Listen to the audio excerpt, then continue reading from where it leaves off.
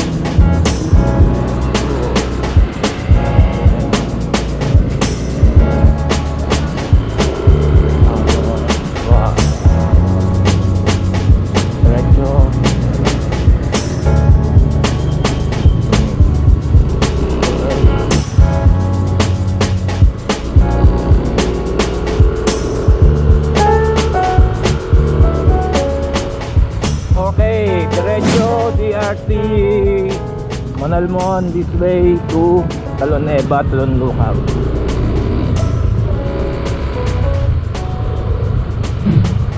12 kilometers ang layo mula sa kanto na yun. Oras 6:20 ng umaga. Kumusta kayo mga ka-Trip Adventure? Good morning sa ating lahat. Woo!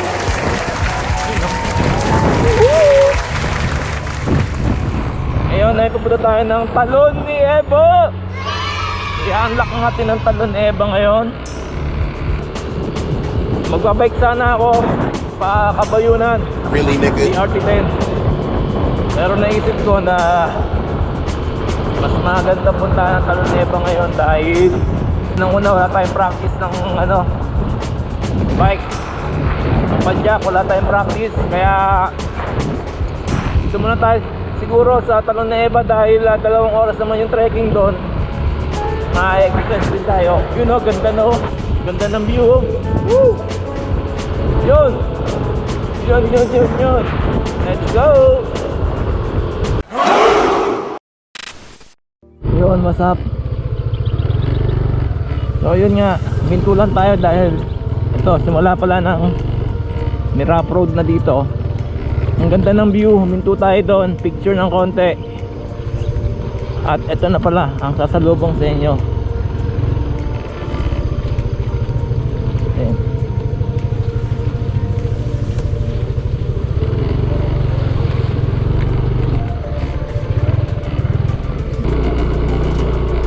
Parang daan doon. Ayun. Tapos sementado na ulit. Ay, ang ganda mo. Ang kapa, Trip Adventure na. Oh yeah, let's go. Talon Eva. Dito na si Trip Adventure. Woo! Yun lang.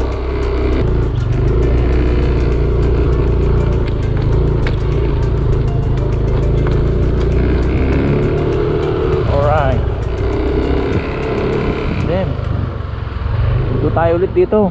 Ang ganda ng view. Ang ganda ng view mga loads. Kitang kita nyo. Oh wow. Yan po ang DRT. At tayo ay nakamotor ngayon. Ayun oh. Dahil di tayo nakabike. Nga naman. Ganda oh. Yun oh, sikat ng araw oh. Okay, let's go.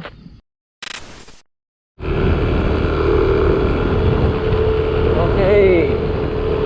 So dito oh, sa part na to, at kakaliwa daw Taglon Neva. So ito, kanan. Oh, yun. May nakita kayong inspection na nakasulat. At ito na ang simula ng rough road. Woo!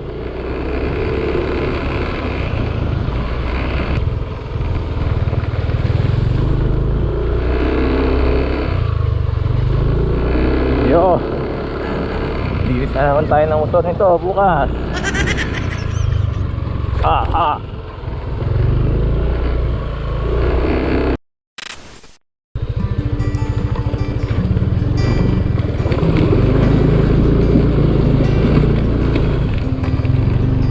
Yeah, halusot.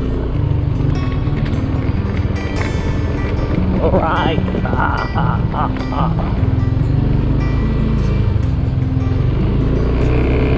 Yan, sa forest. Right. Ito pa isa. Wala, mataas. Woo! This is adventure. Alright. Eh.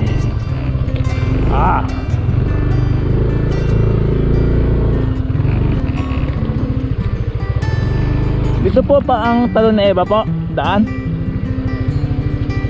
Pero tama po itong daan na to. Yun lang, di ko alam kasi. Damn. Ito pala ang mahirap na daan. Adventure Talon Neva. Okay. Adventure, meron pa isa.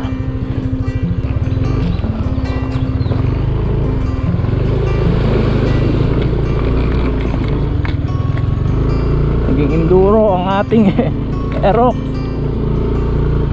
Alright.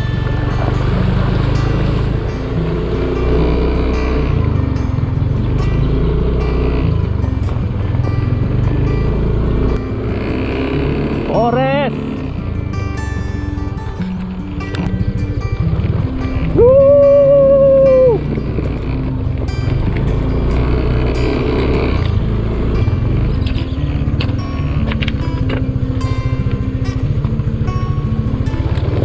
Woo!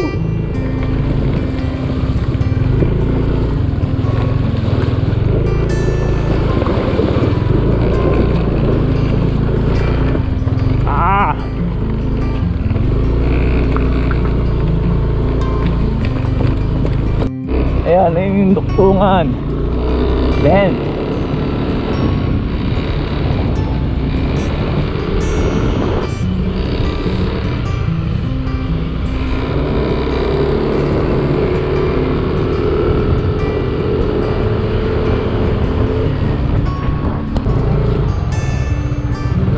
walang tao.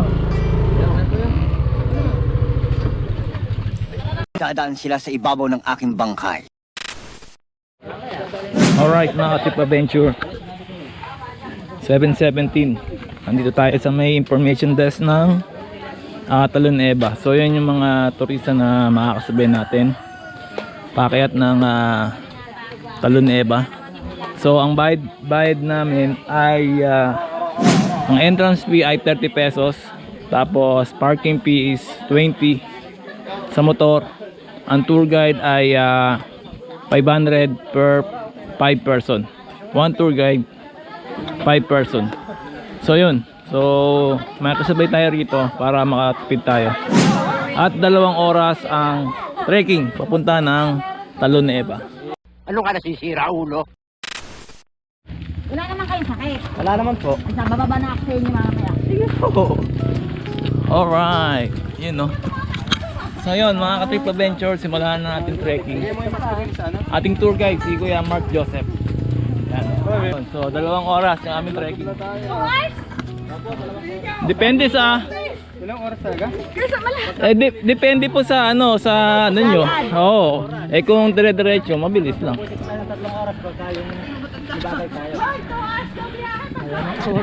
Nagulat sila.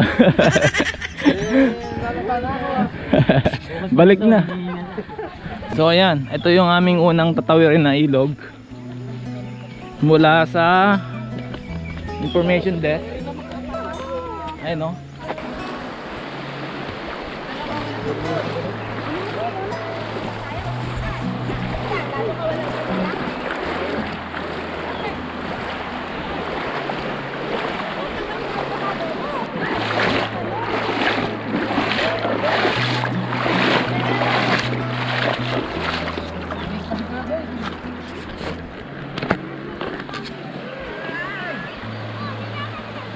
Full fight. Sana dyan yan, mas leopard. Full fight. Full fight. Tayo. So meron pala kaming 8 ilog na dadaanan. So ito una pa lang to. Pangalawa na po. Pangalawa na una na dun no, sa bagay. So pangalawang ilog. Yun no. Tingin ko mabagal ang pacing natin ito. Uy. Alright.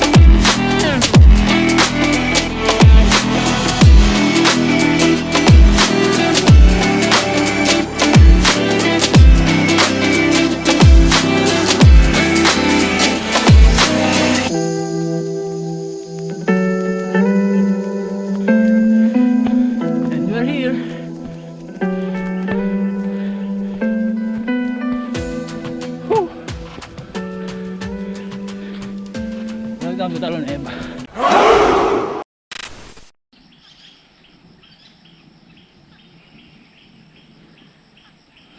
At doon pa tayo pupunta, diretso. Nakakatuwa dito mga kaibigan dahil narinig mo yung mga iba't ibang klaseng tunog. Ayun o, tunog ng ibon, mga huni. Ayun o.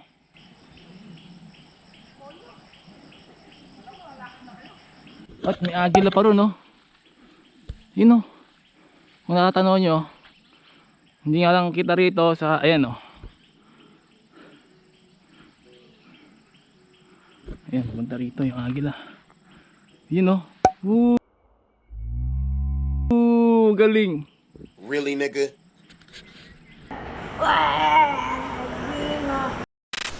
Ito o. Dito maraming suso dito, diba? Suso. Mga susunod. Mahaba. Susong palipit. Nasaan na? Ayan no, ito. Ito yung suso na kinakain. Ayan no. Palipit. Susong palipit. Marami yan dito sa ganyang ano, sapa. Susong pilipit. Ayan no. 56 ng umaga. Nakaka 3 kilometro na tayo ng lakaran, ng kayatan. So ito, maarating natin yung hub site. Yung ibang mga kasama namin nandun, nagpapahinga pa kasi mga ano, medyo thunders na iba dun eh. Kaya hirap sila. So ayun, nakijoin ulit tayo sa ibang grupo naman dito. Kila kuya, galing pang ano yan, Quezon City. Ayan. Oh, overnight. Overnight ako, padoble ko rin eh. Doble? Bali 1,000 ganyan? Ah, Bali babayaran ko yung isang araw yung kinabukasan. oo. Ah, bali 2 araw ano. So ito pala yung campsite. Binabukasan ko kasi yung mag-overnight, hindi na makaka-duty. Oo, sa bagay.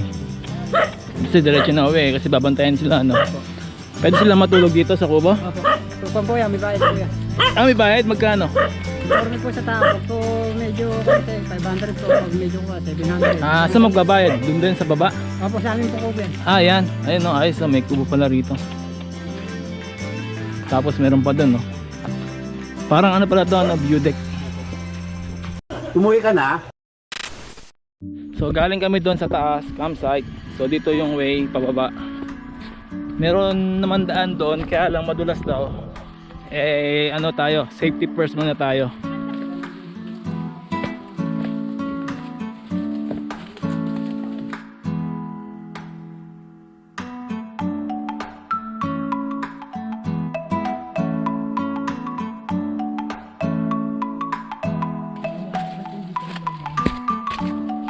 Ganda.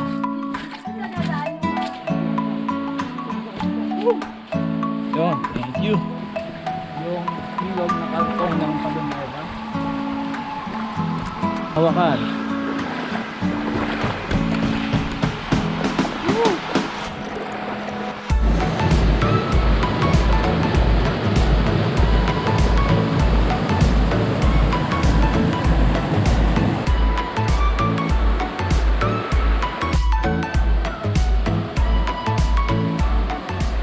Welcome to Talon na Eba. Istorya niya. Ito po, ito po, babae. Lalaki. Lalaki sa Eba. La. Kung isa kasi Eba, lalaki. Oo. Pero kung ako nagkasi po sa taas na yan. May bahay sa taas. Di bahay po niya si Eba. Okay. Tapos po, nagpapasikat daw po si Eba sa kanyang kasintahan. Nalaglag po si Eba dito.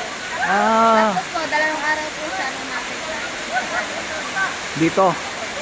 Yung pong sa Eba, story po ni Eba, totoong buhay.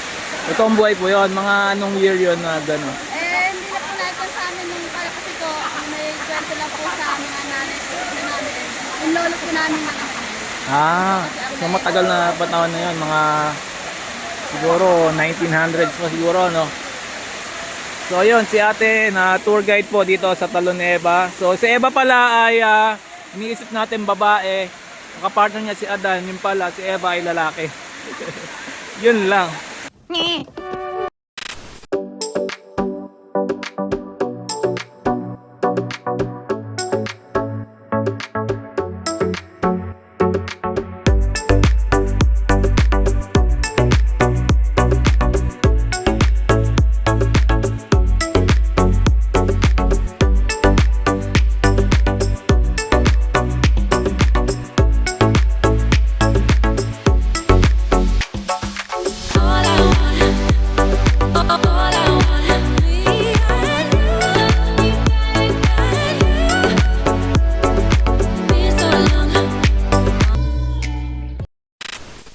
Yan.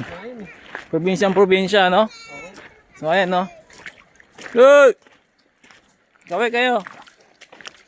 Kaway kayo. Kaway kayo, oh. Makita kayo sa TV. Artista na kayo.